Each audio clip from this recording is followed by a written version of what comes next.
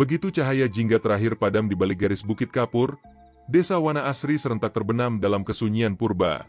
Jalan tanah yang siang tadi riuh suara gerobak tebu, kini menjadi lorong gelap tanpa bisik jangkrik. Hanya bau dedaunan basah yang merayap di antara rumah panggung berdinding gedek. Pada pukul 8:30, lonceng kuningan di balai dusun berdentang 3 kali, tanda turun tirai malam yang diwariskan dari nenek moyang. Dentang itu menyelinap ke setiap jendela, memerintahkan gerendel ditutup, lampu minyak dikecilkan, dan doa pendek diselipkan di sela napas yang gugup.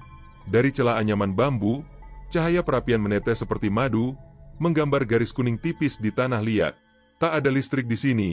Jika bulan sabit bersembunyi, pekatnya malam menyerupai kabut tinta.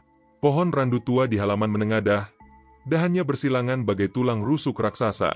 Angin rawa selatan mengusung wangi lumpur dan jeritan halus burung kedasi. Datang sekaligus pergi seolah direnggut udara dingin yang menusuk hingga tulang kering. Namun sunyi tidak benar-benar sunyi. Sesaat setelah dentang lonceng memudar, dari utara terdengar cak-cak logam menghantam tanah kubur. Irama cangkul itu tetap. 2 hentak cepat, jeda napas, lalu 2 hentak lagi, denyut jantung tersembunyi milik desa. Orang-orang berkata, bila kau menempelkan gelas tanah liat ke bumi, getarannya terasa bagai nadi raksasa. Anak kecil pernah mencoba, dan setelahnya mereka demam 3 hari, mata terbuka tapi tak melihat. Itulah sebab Mbah Resmi, penjaga mantra, berkeliling sebelum maghrib.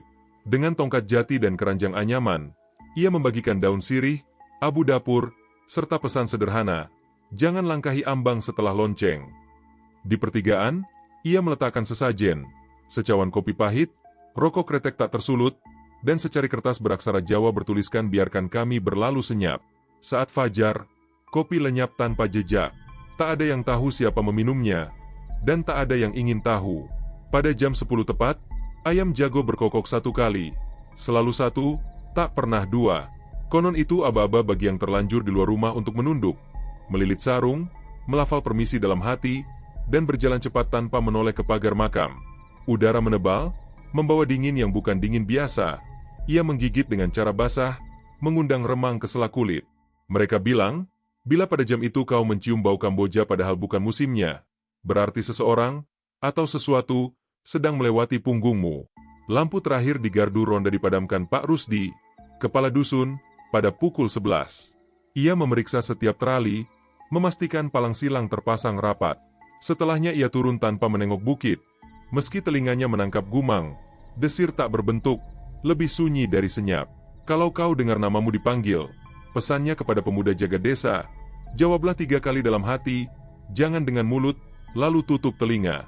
Jika kau ragu, suaramu akan hilang di bawah angin. Malam di Wana Asri adalah napas panjang yang ditahan bersama denyut cangkul di pemakaman. Tidak ada lampu, tidak ada lagu, hanya detak bumi yang diukir besi tua. Ketika kokok palsu ayam jantan kembali menyelip pada pukul 4, warna kelabu merembes di timur. Pintu-pintu berderit, bau kayu bakar menanjak, sapaan pelan terdengar, serak namun lega. Desa tanpa hidup, seolah resah semalam hanyalah mimpi buruk kolektif yang larut bersama embun. Di sana muncul gundukan tanah gembur dan di atasnya tertancap kayu penanda tanpa nama. Menunggu cahaya pagi menyentuhnya, sunyi perlahan usai. Namanya Dirman. Orang-orang di Wana Asri menyebutnya Mbah Dirman.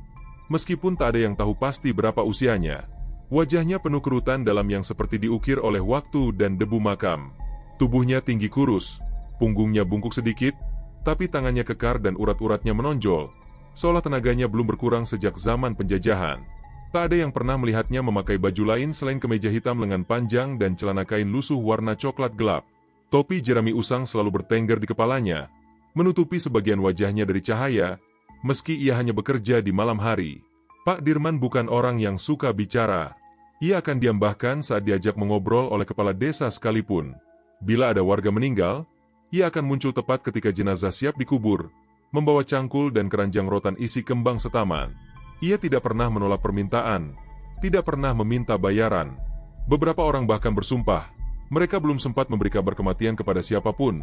Tapi Pak Dirman sudah duduk di depan rumah sambil menghisap rokok linting, seolah ia sudah tahu siapa yang akan mati bahkan sebelum malaikat maut menjemput.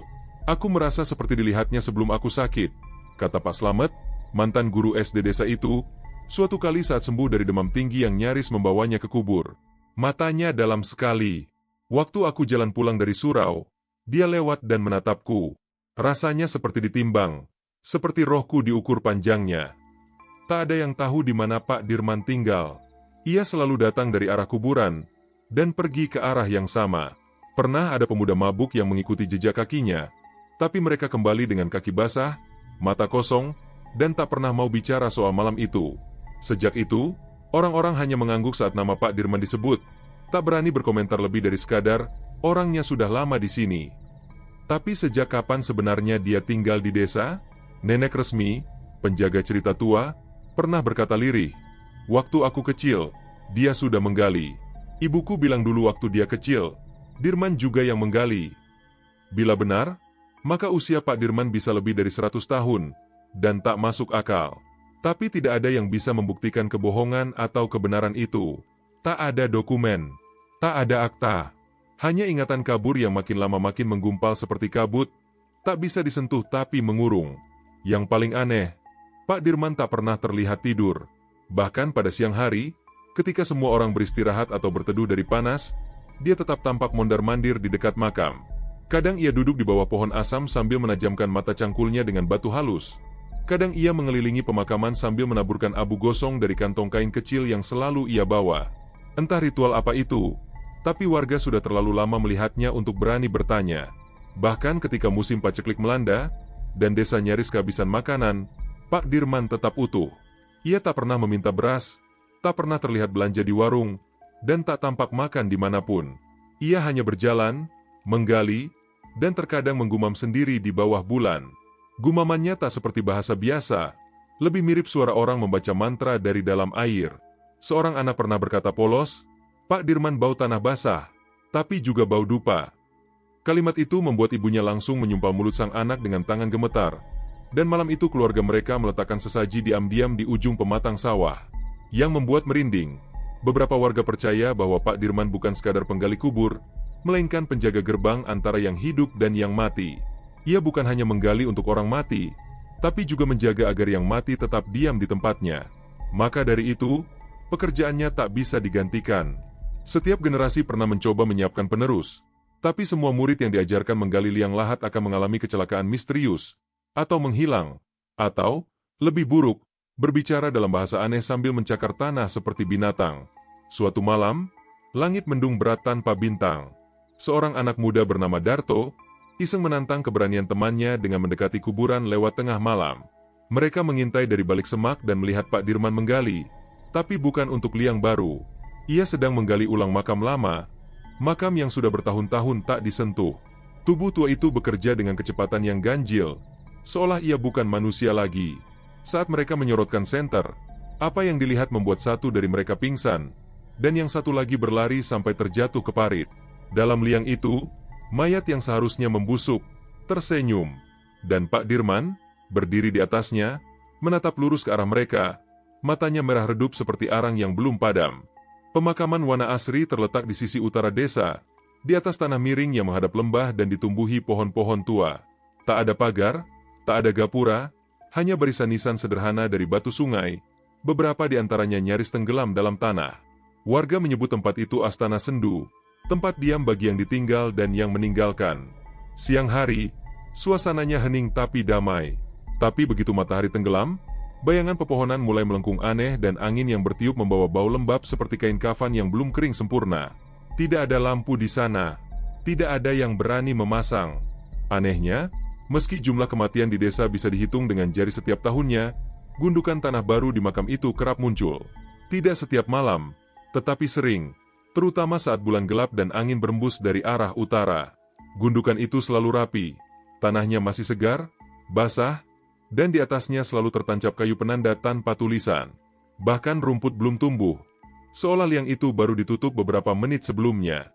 Padahal nggak ada yang mati, tapi tanahnya terus nambah, kata Pak Sugeng, tukang kayu yang pernah diminta membuat peti untuk orang luar yang meninggal saat berkunjung ke desa 2 tahun lalu. Saya tahu persis. Tahun ini belum ada satupun orang sini yang mati. Tapi lihat aja sendiri, kuburan baru terus ada. Beberapa warga mencoba membenarkan, mungkin itu makam lama yang diperbaiki, atau bisa jadi ada yang meninggal tapi bukan warga tetap. Tapi jawaban itu tak pernah memuaskan. Terutama karena tidak ada satupun upacara pemakaman yang disaksikan. Tak ada iring-iringan jenazah. Tak ada doa bersama. Tak ada tangisan. Hanya tanah yang tiba-tiba tergali. Pak Dirman selalu terlihat duduk di batu besar di pinggir makam setiap malam. Ia membawa cangkul, sebuah senter minyak kecil, dan sebuah kotak kayu mungil yang tak pernah dibuka di depan orang lain. Beberapa pemuda pernah mencoba mengintip dari kejauhan, tapi suara cangkul itu seperti punya kekuatan tersendiri. Makin didekati, makin jauh terdengar. Seolah makam itu menolak untuk diawasi. Puncaknya terjadi pada suatu pagi saat warga menemukan tidak satu, tapi dua gundukan baru. Satu agak ke tengah, dan satu lagi di sudut paling utara, di tempat yang biasanya dibiarkan kosong karena dipercaya sebagai tempat penjaga. Tanpa batu nisan, hanya kayu menancap dan setangkai bunga telang di atasnya. Entah siapa yang meletakkannya. Pak Rusdi, kepala desa, akhirnya mencoba menyelidiki. Bersama dua petugas desa, ia menggali salah satu makam tanpa nama yang masih baru, diam-diam, di siang bolong. Tapi tak lama setelah menggali tak sampai setengah meter, salah satu petugas muntah hebat dan pingsan. Yang satu lagi melihat sesuatu di dalam tanah yang membuatnya menjerit ketakutan dan kabur pulang sambil menangis. Hanya Pak Rusdi yang tetap tenang, walau wajahnya berubah pucat dan ia tidak mau berbicara soal apa yang ia lihat. Sejak hari itu, ia tak pernah melewati makam malam-malam lagi. Bahkan saat ronda malam, ia hanya duduk di gardu timur dan pulang lebih awal dari biasanya. Desas-desus mulai berkembang. Ada yang percaya bahwa makam-makam itu adalah penjara tanah, tempat dikuburkannya roh-roh yang gagal kembali setelah kematian. Roh gentayangan yang terlalu kuat untuk diusir, tapi terlalu berbahaya untuk dibiarkan bebas. Ada pula yang mengatakan makam itu adalah perjanjian lama antara penjaga dunia dan dunia bawah, bahwa selama liang terus digali, desa akan tetap damai. Tapi bila berhenti, sesuatu akan bangkit. Teori lainnya lebih gelap, bahwa makam itu bukan untuk mayat, melainkan untuk menyegel sesuatu yang belum mati, tapi seharusnya tidak hidup. Seorang anak laki-laki bernama Rehan pernah tersesat ke pemakaman saat sore hari. Ia bermain layangan dan tak sadar tali layangnya putus, membawanya ke arah bukit makam. Saat ditemukan oleh warga menjelang maghrib, tubuhnya kaku dan matanya menatap kosong. Ketika ditanya, ia hanya mengulang satu kalimat, "Ada orang di dalam tanah manggil aku." Butuh seminggu sebelum Rehan bisa bicara normal lagi. Tapi bahkan setelah pulih, ia tak pernah lagi tersenyum. Orang tuanya terpaksa pindah keluar desa beberapa bulan kemudian, karena tiap malam Rehan bangun sambil berteriak dan menggaruk dinding, mencari lubang untuk masuk kembali. Kini, setiap kali suara cangkul terdengar di malam hari, warga tak lagi bertanya untuk siapa tanah itu digali. Mereka hanya menunduk, mengunci pintu, dan menyalakan dupa. Mereka tahu, satu lubang lagi telah siap. Entah untuk siapa, entah untuk apa. Yang pasti, di Wana Asri, tanah tidak pernah tidur. Dan mereka yang tertanam, mungkin juga belum sepenuhnya mati. Namanya Andra Nugraha, 24 tahun, mahasiswa tingkat akhir jurusan antropologi di sebuah universitas ternama di Jakarta. Ia bukan tipe pemberani dalam arti fisik, tapi keinginannya untuk mengungkap hal-hal yang tak bisa dijelaskan sains sudah membawanya ke banyak tempat. Desa yang percaya pada ilmu pelindung, kampung adat dengan aturan gaib, bahkan rumah tua yang konon jadi tempat pemujaan. Skripsinya berjudul, Ritual Penjaga Kematian, Jejak Sosial dan Transendental dalam Tradisi Lokal, dan ia percaya, tak semua kebenaran bisa ditemukan di perpustakaan. Ketika ia membaca tulisan ringkas di forum komunitas, sebuah catatan samar tentang seorang penggali kubur di desa terpencil yang tak pernah tidur, ia langsung tertarik. Akunnya hanya bernama, warga_wana. Isinya satu paragraf pendek. Ada yang menggali meski tak ada yang mati. Di desa kami, tanah tak pernah diam. Tak ada foto, tak ada lokasi pasti, hanya satu kalimat tambahan. Coba cari Wana Asri, jika kamu berani. Maka, di bulan Juli yang lembab dan berkabut, Andra berangkat seorang diri. Ia menumpang bus malam, lalu berpindah ke mobil bak terbuka, dan sisanya ia tempuh dengan berjalan kaki menyusuri jalan tanah yang licin dan berlumpur. Ia membawa ransel berisi kamera, buku catatan, 2 powerbank, serta perekam suara kecil yang sudah berkali-kali ia pakai dalam penelitiannya. Wana Asri tidak tercantum dalam peta digital. Tapi ketika ia bertanya pada seorang sopir angkot tua tentang nama itu, pria itu diam lama sebelum akhirnya berkata lirih, "Kalau kau masih bisa balik, jangan teruskan. Kalau sudah niat, jangan berhenti di tengah jalan." Ucapannya mengambang, seperti kutipan dari cerita rakyat. Tapi Andra hanya tersenyum sopan, mencatat ucapan itu dalam buku kecilnya. Setibanya di Wana Asri, desa itu terlihat tenang, bersih, dan sangat tradisional. Rumah-rumah kayu berjejer rapi, sawah membentang sejauh mata memandang, dan suara burung hutan terdengar di pagi hari. Tidak ada sinyal ponsel, tidak ada menara BTS. Ia menginap di rumah warga, keluarga sederhana yang menyambutnya dengan senyum ragu. Mereka tidak banyak bicara soal kematian, apalagi tentang Pak Dirman. Kalau mau meneliti soal penggali kubur, mending jangan terlalu dekat, kata bapak pemilik rumah itu. Orang sini sudah cukup tahu dia orang lama. Tapi kami tidak usik, dia juga tidak ganggu. Andra mencatat itu dengan hati-hati, tapi kekecewaan mulai tumbuh. Ia berharap bisa mendapatkan lebih banyak dari sekadar rumor. Siangnya ia berjalan keliling desa, memotret makam-makam tua, dan merekam suara serangga dan angin di bawah pohon randu. Ia bahkan menyempatkan diri berbincang dengan anak-anak yang bermain layangan. Tapi setiap kali ia menyebut nama Pak Dirman, mereka langsung terdiam. Seorang bocah bahkan menutup telinganya. Puncaknya terjadi di malam kedua, ketika ia sedang duduk di beranda rumah sambil memutar ulang rekaman suara siang tadi. Ada sesuatu yang tidak ia dengar sebelumnya. Suara gumaman di latar belakang, pelan, seperti orang merapal mantra. Ketika ia memperbesar suaranya dan menyaring gaze-nya dengan software di laptop, bulu kuduknya berdiri. Gumaman itu bukan bahasa Indonesia, bukan pula Jawa, tapi, entah kenapa, terdengar tua. Ia mencoba memutar rekaman itu kepada tuan rumahnya, berharap bisa mendapat penjelasan. Tapi si bapak langsung menepis laptop itu dan berkata ketus, "Jangan putar itu malam-malam. Suara orang mati bukan untuk didengar ulang." Suasana menjadi dingin. Ibu rumah tangga segera memberinya air putih dan menyuruhnya tidur lebih awal. Andra tidak tidur. Ia mengintip dari balik jendela, menanti suara cangkul yang menurut cerita warga terdengar setiap malam. Awalnya hening, lalu angin datang, menggoyang daun pisang. Jam menunjukkan pukul 1:05, dan, di kejauhan, suara cak, cak, cak terdengar perlahan. Irama yang tak berubah. 2 hentakan, jeda, 2 hentakan lagi. Dari arah utara. Ia tahu itu arah kuburan. Andra mengenakan jaket, membawa senter kecil, dan mulai berjalan pelan, keluar dari rumah tanpa suara. Detak jantungnya mengikuti irama cangkul, seakan tubuhnya tahu bahwa sesuatu yang tidak wajar sedang berlangsung. Tapi ia tidak bisa menahan rasa ingin tahunya. Ini bisa jadi inti dari seluruh skripsinya, seluruh karir akademiknya kelak. Ia belum tahu bahwa langkahnya malam itu bukan hanya menyeberangi batas desa, tapi juga menyeberangi batas dunia. Malam ketiga di Wana Asri datang lebih cepat dari biasanya, seolah matahari enggan berlama-lama menyinari desa yang menggigil dalam diam. Awan hitam menggulung perlahan dari arah barat, menutupi bulan sabit tipis yang semula bersinar malu-malu di langit.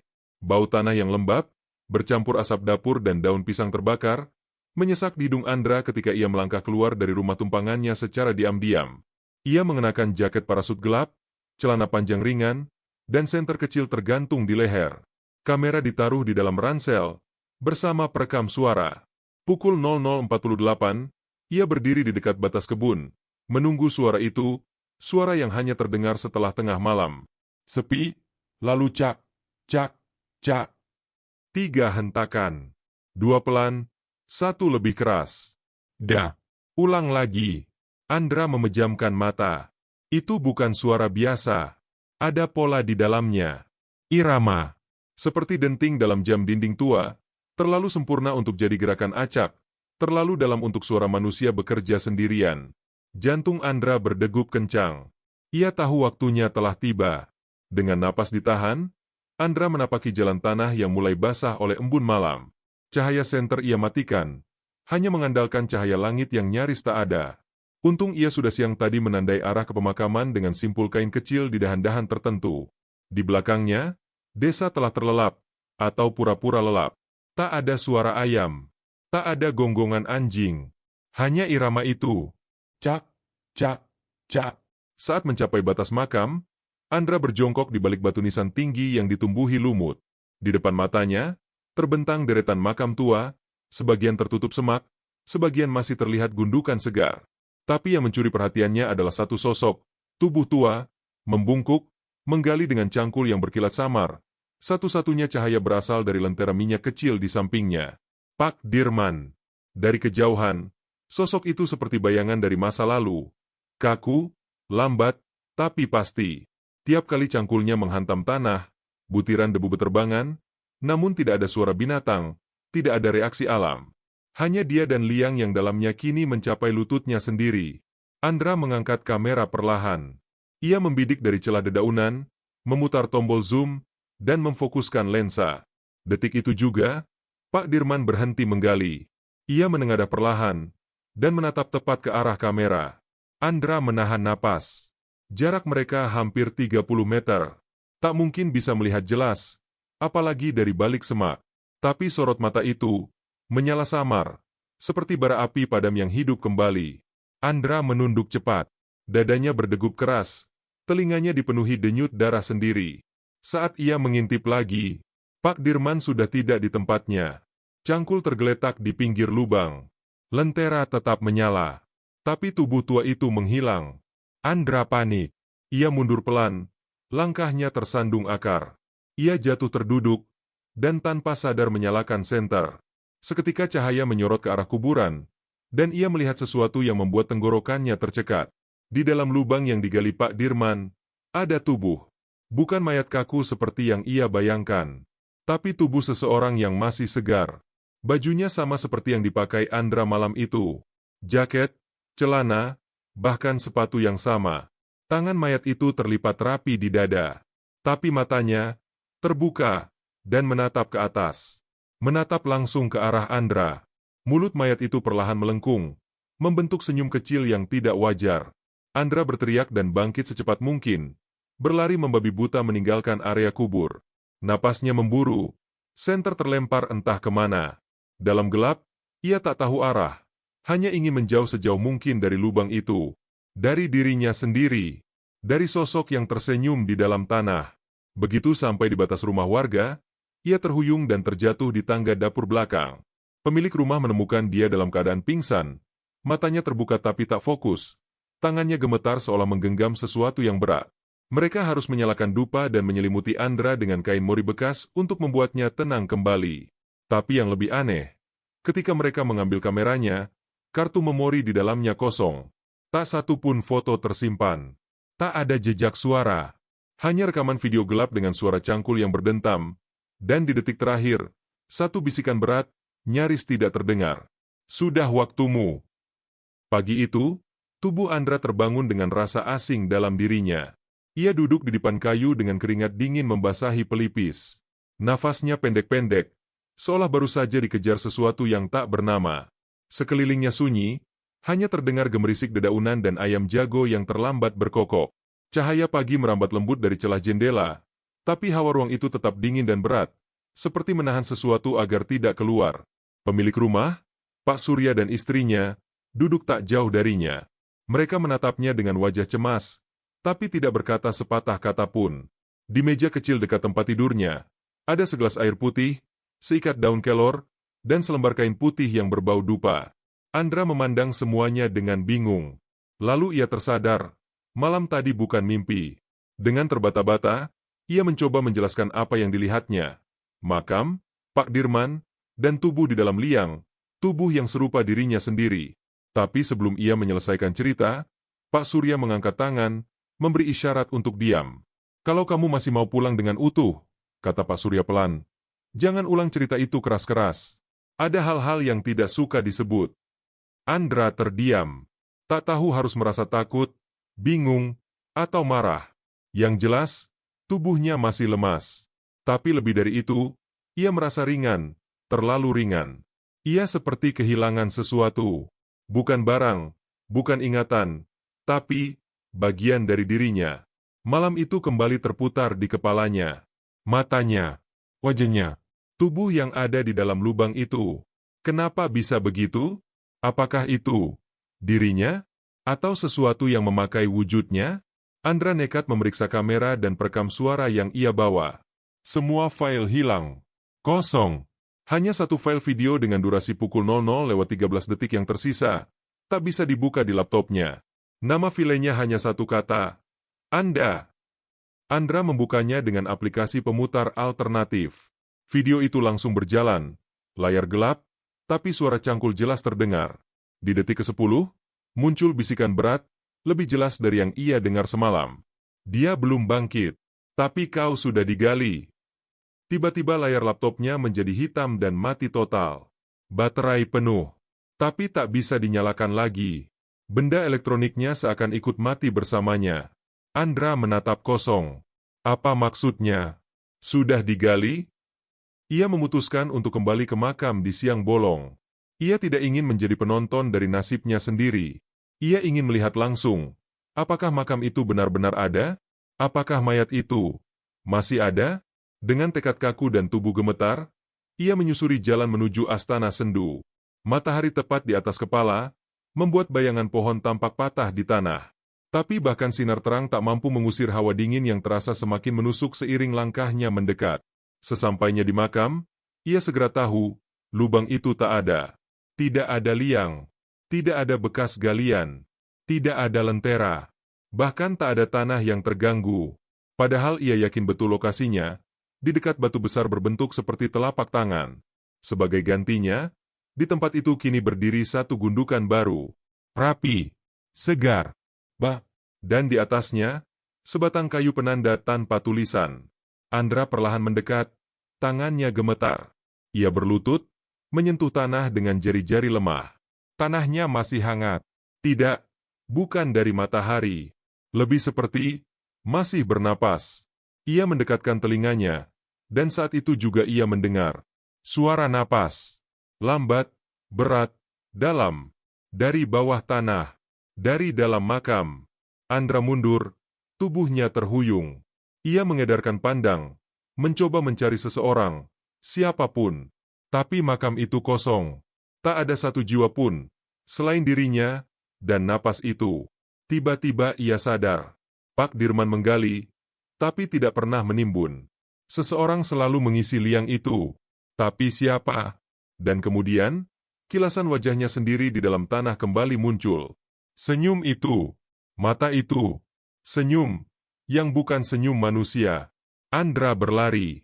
Ia meninggalkan makam, desa, dan semua pertanyaan yang menggantung. Tapi di belakangnya, suara cangkul kembali terdengar. Cak, cak, cak. Dan ia tahu, tanah itu tak pernah kosong. Sejak malam itu, ia tak pernah bisa tidur lebih dari 2 jam. Setiap kali terlelap, ia selalu bermimpi dirinya menggali lubang di tengah malam, dikelilingi oleh nisan kosong. Dan dalam mimpi itu, cangkulnya menghantam tanah dengan ritme yang sama. Cak, cak, cak. Dan saat ia menoleh, ada dirinya yang lain. Berdiri, menatap, menunggu. Andra kembali ke rumah Pak Surya dengan langkah gontai dan pikiran yang berantakan. Keringat dingin membasahi pelipis, meski sinar matahari siang membakar kulit. Ia ingin bercerita, meluapkan kegelisahannya, menanyakan apa yang sebenarnya sedang terjadi. Tapi saat ia membuka pintu, semua terasa salah. Ruang tamu yang tadi pagi penuh bau dupa, kini kosong dan bersih. Tidak ada gelas air putih, tidak ada daun kelor, tidak ada kain kafan yang membalut tubuhnya saat ia pingsan. Bahkan koper kecilnya yang ia taruh di dekat ranjang, menghilang. Tidak ada jejak barang-barangnya. Tidak ada tanda ia pernah bermalam di sana. Pak Surya sedang duduk di beranda, membelah kayu. Ia menoleh saat mendengar langkah kaki, tetapi matanya tidak menunjukkan rasa familiar sama sekali. Permisi, Pak. Ini saya, Andra, yang dari Jakarta. Menginap 2 malam di sini. Pak Surya hanya mengerutkan kening. Maaf, Mas. Saya rasa Anda salah rumah. Andra tercekat. Pak, saya semalam pingsan di dapur Bapak. Istri Bapak kasih saya kain mori. Ada dupa. Istri saya sudah meninggal sejak tahun lalu. Potong Pak Surya, dengan suara datar tapi tegas. Dan saya belum pernah terima tamu. Rumah ini tidak disewakan. Andra terdiam. Jantungnya berdetak kencang. Ia melirik ke dalam rumah. Dindingnya sama. Catnya sama. Bahkan korden jendelanya masih yang bercorak bunga kecil, yang kemarin pagi ia lihat melambai saat angin masuk. Pak, kemarin kita sarapan bareng. Bapak cerita soal Pak Dirman.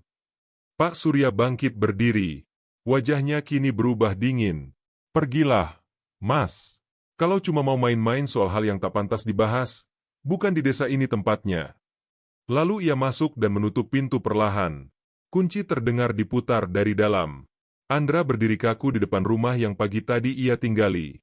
Kini ia merasa seperti orang asing, bukan hanya bagi Pak Surya, tapi bagi seluruh desa. Ia berjalan menyusuri jalan tanah utama. Semua orang yang ia temui bersikap sama, menatapnya sejenak, kemudian berlalu seolah ia tak pernah ada. Seorang ibu yang kemarin ia wawancarai di pinggir sawah hanya mengangguk tanpa senyum, lalu melanjutkan menumbuk padi. Anak-anak yang semalam bermain layangan dengannya kini menatap dengan tatapan kosong, atau mungkin takut. Ia mendatangi warung kecil tempat ia membeli air mineral pada hari pertama. Si pemilik warung menyapanya dengan ramah, tapi ketika ia menyebut namanya, wanita itu langsung tersenyum guguk dan berkata, "Saya rasa Mas salah orang. Saya nggak pernah jual ke orang luar." Andra mulai panik. Ia mengeluarkan dompet dari ransel, tapi KTP-nya hilang. Ia merogoh ke seluruh saku, mencari ponsel, tak ada. Ia membuka ransel dan menemukan benda-benda yang bukan miliknya. Buku catatan kosong, botol air bekas, dan kain lusuh dengan noda tanah. Kamera dan laptopnya pun menghilang, seolah ditelan bumi. Ia berlari ke balai desa, tempat yang kemarin ia datangi untuk meminta izin penelitian. Tapi ketika ia tiba di sana, tempat itu terkunci dan tampak tak terawat, seperti tak digunakan dalam waktu lama. Di depan pintunya hanya ada papan kayu tua bertuliskan, "Pendataan penduduk ditutup sementara, demi ketentraman alam." Tak tahu harus kemana lagi, Andra mendatangi musala kecil di ujung desa. Ia duduk di tangga, gemetar. Bibirnya bergerak, memohon, merapal doa yang dulu hanya ia lafalkan ketika sakit atau takut mati. Beberapa menit kemudian, seorang perempuan tua menghampirinya perlahan. Ia memakai kerudung abu-abu yang menutupi hampir seluruh wajah, tubuhnya kurus, dan suaranya pelan. "Kau yang datang dari luar?" "Ya." Andra mengangguk lemah. "Ibu, tolong saya. Mereka semua tidak ingat saya. Mereka bertingkah seperti saya tak pernah datang." Perempuan itu duduk di sebelahnya, menghela napas panjang. "Itu tandanya," katanya lirih. "Kau sudah setengah jalan. Dunia sedang melepasmu perlahan." Andra memandangnya dengan mata terbelalak. "Maksud ibu?" Setelah seseorang melihat dirinya sendiri di dalam tanah, dunia mulai memilih, apakah ia masih milik yang hidup, atau sudah dipanggil oleh tanah. Jika kau terus di sini, perlahan orang akan melupakan namamu. Dan akhirnya, kau sendiri akan lupa bahwa kau pernah menjadi manusia. Andra memeluk lututnya, tubuhnya bergetar hebat. "Lalu apa yang harus saya lakukan? Saya belum mati. Saya masih hidup. Saya masih saya." Perempuan tua itu menyentuh pundaknya pelan. "Bisa jadi. Tapi kau juga sudah digali. Dan makam di utara tidak pernah kosong dua kali untuk orang yang sama." Andra mencoba berdiri, tapi lututnya lemas. Dunia sekitarnya mulai tampak kabur, bukan secara penglihatan, tapi secara keberadaan. Ia merasa dirinya seperti debu yang perlahan berterbangan di udara, tak lagi terikat pada tanah, pada waktu, bahkan pada nama. Ia menatap tangannya sendiri, dan untuk sesaat, ia merasa kulitnya bukan miliknya. Terlalu pucat, terlalu diam, seperti bagian dari sesuatu yang akan dikembalikan ke bumi. Lalu ia sadar, ia mulai tak ingat, bukan hal besar, tapi hal kecil. Ia lupa tanggal. Ia lupa jurusan kuliahnya. Ia lupa siapa nama dosennya. Dan yang paling menakutkan, ia lupa siapa dirinya sebelum masuk desa ini. Menjelang sore, setelah tubuhnya mulai bisa berdiri tegak, Andra mengikuti langkah perempuan tua itu. Ia tak bertanya siapa namanya, tak tahu apakah karena takut atau karena sekadar tidak terpikir. Yang jelas, sosok renta itu berjalan pelan namun pasti, melewati lorong kecil di balik surau, menembus kebun singkong dan rumpun bambu tua, menuju sebuah rumah yang tampak seolah ditinggalkan waktu. Rumah itu besar, berdinding papan hitam yang mulai lapuk, atapnya ditumbuhi lumut, dan di halamannya berdiri sebuah pohon kepuh raksasa. Angin yang bertiup membawa suara ranting saling gesek, menimbulkan dengung pelan seperti bisikan yang diulang-ulang.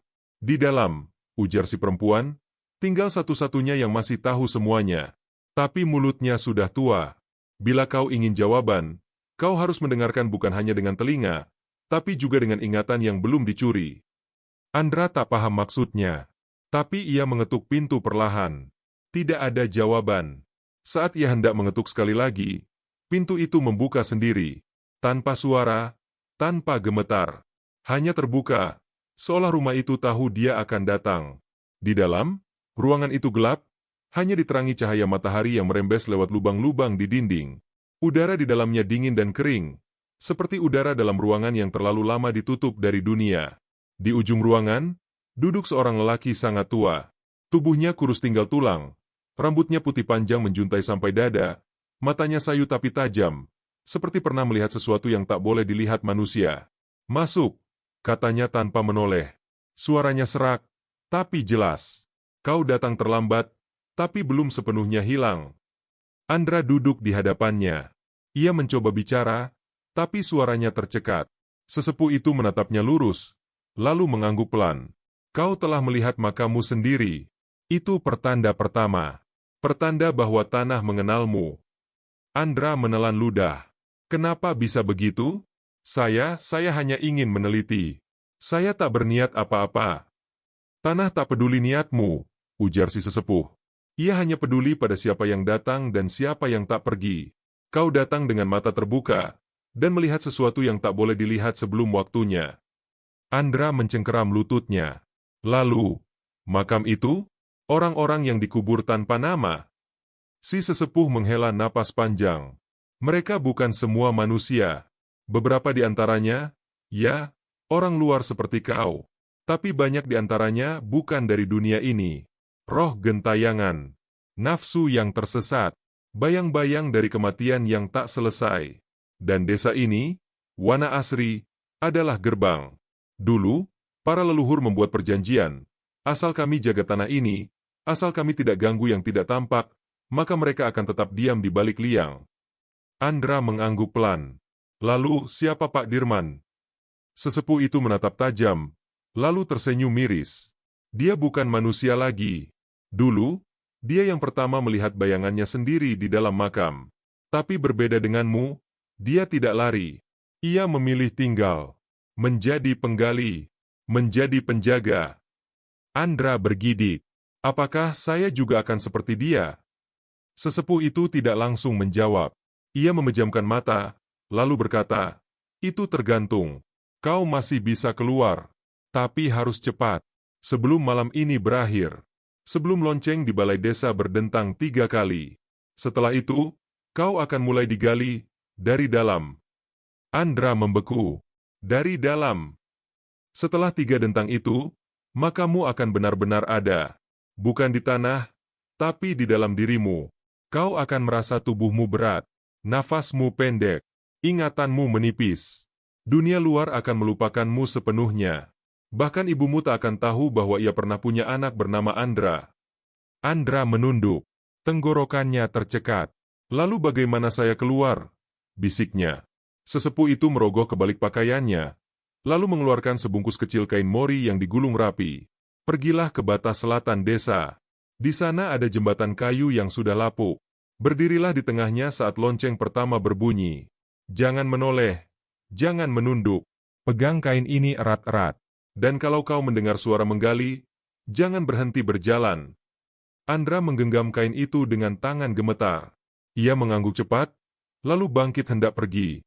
Tapi sebelum ia melangkah keluar, sesepuh itu berkata lagi, "Andra, saat kau berjalan nanti, akan ada yang memanggil namamu. Akan ada yang terdengar seperti ibumu, temanmu, bahkan dirimu sendiri." Andra menoleh perlahan. "Lalu?" "Jangan jawab. Jangan percaya. Karena mereka bukan suara dari luar. Itu Gemaliang yang mencoba menarikmu pulang." Andra keluar dari rumah itu dengan napas tercekat dan detak jantung yang tak karuan. Di langit, matahari mulai menghilang di balik bukit. Dan di kejauhan, balai desa tampak seperti menunggu untuk memukul lonceng yang akan menentukan apakah ia kembali ke dunia atau terkubur selamanya. Langit Wana Asri menjelang malam tampak seperti luka yang terbuka, merah, kelabu, lalu perlahan menghitam. Andra berlari menyusuri jalan setapak dengan kain mori pemberian sang sesepuh tergenggam erat di tangan. Hawa desa mulai berubah. Udara yang tadinya lembab dan dingin kini terasa sesak, seperti berisi pasir halus yang masuk ke paru-paru setiap kali ia menarik napas. Ia tidak membawa apa-apa, hanya pakaian di tubuh dan secuil harapan. Semua barangnya telah hilang.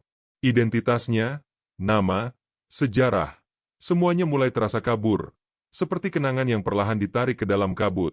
Tapi satu hal masih jelas di kepalanya, ia harus keluar sebelum lonceng ketiga. Jembatan tua yang dimaksud sesepuh terletak di selatan desa, melintasi sungai kecil yang tampak biasa di siang hari. Tapi malam ini, saat ia sampai di ujungnya, sungai itu terlihat seperti arus hitam yang tak punya dasar. Airnya tidak beriak, melainkan diam seperti kaca gelap yang menelan pantulan langit. Jembatan kayunya berderit pelan saat angin lewat, suara tua yang menyambut siapapun yang ingin menyeberang.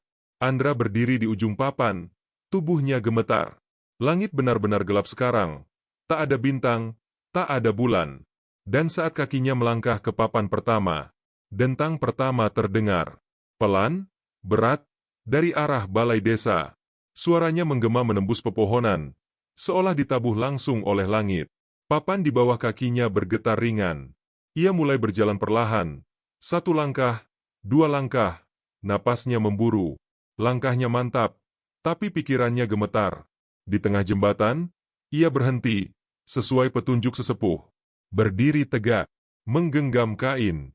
Mata menatap ke depan, ke gelap yang tak bisa ditembus cahaya apapun. Dentang kedua menyusul. Suara itu jauh lebih dalam, seperti berasal dari perut bumi. Seketika, angin dingin menerpa, dan dari balik pepohonan, suara-suara mulai bermunculan. Awalnya pelan, seperti gumaman, lalu menjadi jelas. Andra! Ia menahan napas. Matanya terpejam, tubuhnya tegang. Anakku, kamu di mana? Nak, pulanglah. Ibu di sini. Itu suara ibunya. Lembut, persis seperti di telepon terakhir sebelum ia berangkat ke desa ini.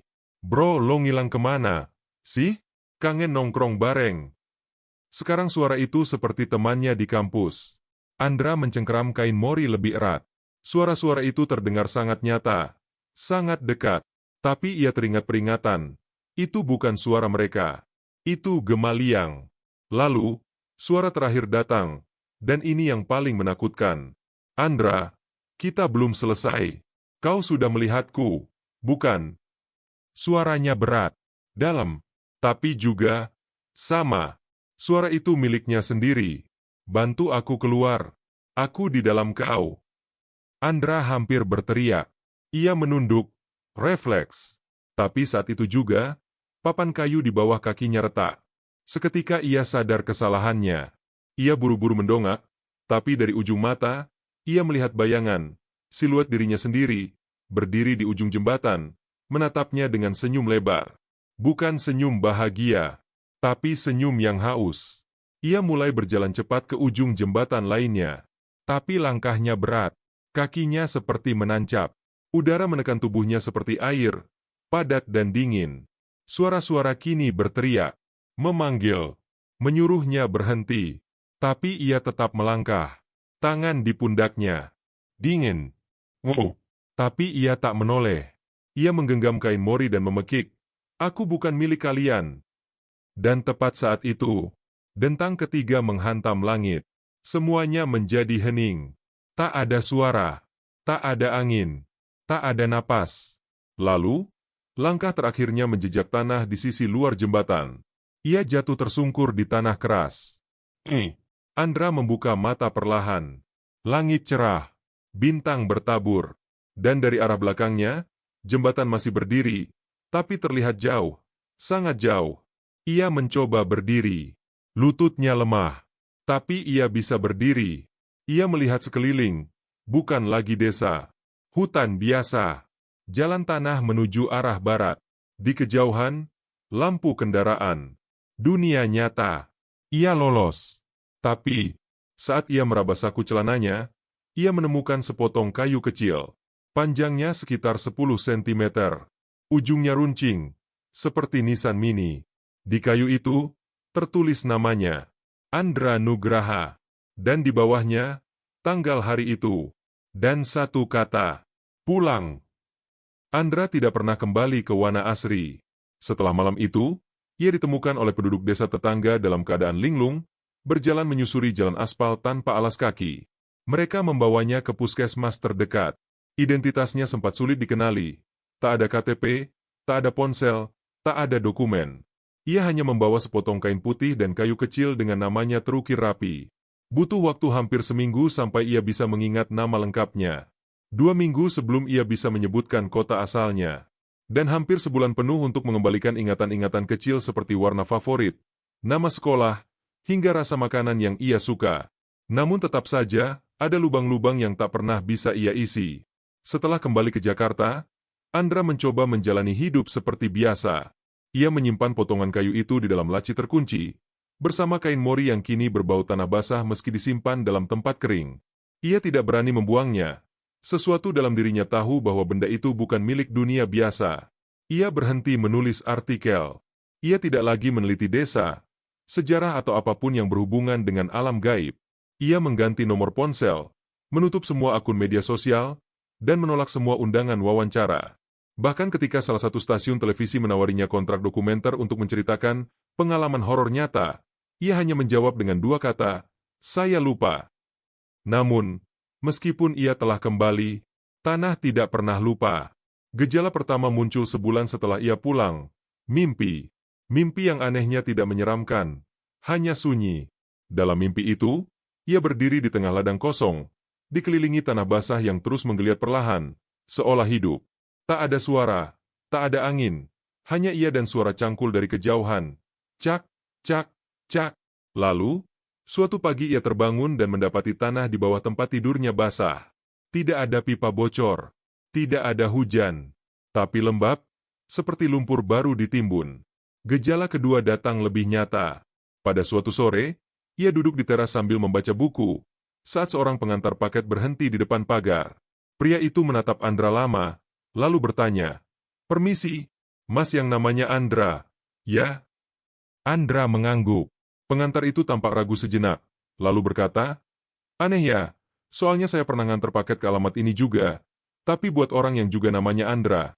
Wajahnya mirip Mas, tapi lebih pucat. Dia tinggal di sini juga. Tapi waktu saya datangi lagi seminggu kemudian, rumahnya kosong." Andra hanya tersenyum kaku, mengangguk, lalu menutup pagar dengan cepat. Malam harinya, ia memeriksa rekaman CCTV rumahnya. Pukul 3.12 pagi, kamera depan merekam seseorang berdiri diam di depan pagar selama 5 menit penuh. Seseorang dengan jaket yang sama seperti yang ia kenakan saat di Wana Asri. Orang itu hanya berdiri, tidak mengetuk, tidak bergerak, tidak menoleh ke arah kamera, lalu menghilang begitu saja. Gejala ketiga, dan yang paling mengganggu, adalah suara dari dalam tanah. Setiap malam, saat semuanya sunyi, Andra bisa mendengar suara samar dari lantai kamarnya. Bukan tikus, bukan gemerisik pipa, tapi suara menggali. Cak, cak, cak. Selalu 3 kali. Diam. Lalu ulangi. Ia pernah mencoba tidur di ruangan lain, di hotel, di apartemen milik temannya. Tapi suara itu mengikutinya. Selalu menggali, seolah mencari jalannya naik. Dan suatu malam, ia bermimpi tentang Pak Dirman. Bukan sedang menggali, tapi sedang berdiri di lubangnya sendiri. Matanya kosong, tangan penuh tanah. Dan di sampingnya, ada lubang lain. Masih kosong. Tapi tak lama kemudian, muncul satu papan kayu, ditancapkan perlahan di atasnya. Dengan namanya, Andra Nugraha. Pagi itu, Andra menggali kembali laci tempat ia menyimpan kayu penanda dari Wana Asri. Tapi yang ia temukan membuat tubuhnya menggigil. Kini, ada ukiran tambahan di bawah namanya. Tanggal kematian. Tanggal hari ini. Andra menjatuhkan kayu itu. Tangannya dingin. Dan saat ia menatap lantai, ia melihat retakan kecil di tengah ruangan. Seperti permukaan tanah yang mulai terbuka. Pelan-pelan, ia mencoba menghubungi siapapun. Teman, keluarga, bahkan ustaz dan pendeta. Tapi suara mereka selalu terputus. Atau, yang lebih sering terjadi, mereka mengangkat telepon, menyebut namanya, lalu bertanya, "Maaf, ini siapa?" Ia mulai sadar, dunia perlahan melupakannya lagi. 2 hari kemudian, apartemennya kosong. Teman-temannya mengira ia pindah tanpa kabar. Tetangga tidak ingat pernah bertemu dengannya. Pemilik kontrakan mengaku tak pernah menyewakan unit itu. Dan kamera CCTV terakhir merekam seseorang berdiri di tengah ruangan kosong, mengenakan jaket lusuh, menatap lantai, lalu menggali dengan tangan kosong. Kini, di Wana Asri, ada satu makam baru, tanpa nama, tanpa nisan. Hanya tanah basah dengan seikat kain mori kusut di atasnya. Dan jika kau lewat ke sana malam-malam, kadang kau bisa mendengar suara dari bawah tanah. Aku belum selesai. Karena tanah tak pernah lupa. Dan mereka yang telah digali tidak selalu kembali sebagai manusia.